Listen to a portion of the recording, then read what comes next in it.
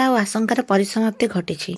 उभय केन्द्र और राज्य डबल इंजिन सरकार चलाउଥିବା भारतीय जनता पार्टी ओडिशा राज्य सभापति मनमोहन सामल अनुमोदन में पार्टी पुरी जिला सभापति डाक्तर देवेन्द्रनाथ तरेई 2025 इंग्रासी वर्षर शेष दिन में बुधवार दिन जिलार नूतन पदाधिकारी नाम घोषणा करिसेंति। चलित थर जिलार उपसभापति पदवी 7 जनक मध्य 3 जन महिला नियुक्ति पाइछंती।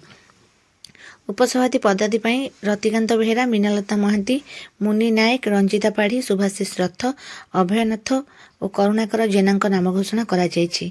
अस्तरंग ठारू कृष्ण प्रसाद पर्यंत परिव्याप्त पुरी जिला संगठन परिचालना दृष्टि अत्यंत गुरुत्वपूर्ण साधारण संपादक पदवी 3 जन दलीय कर्मकर्ता रश्मि रंजन विश्वाल, गंगाधर बराल और चित्तरंजन विश्वाल नाम घोषणा करा जायछि।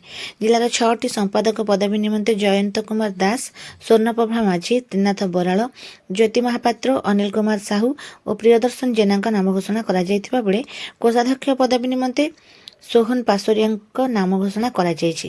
एही घोषणा द्वारा किछि पुरुणांक पक्षछेदन करा जायथिबा और किछि आशायींक आशा छतरछार होई थाइथिबा बेले किछि नुआ मुहंक सहयोगरे संगठनर अभिवृद्धि हेबो बोली आशा करा जाउछि।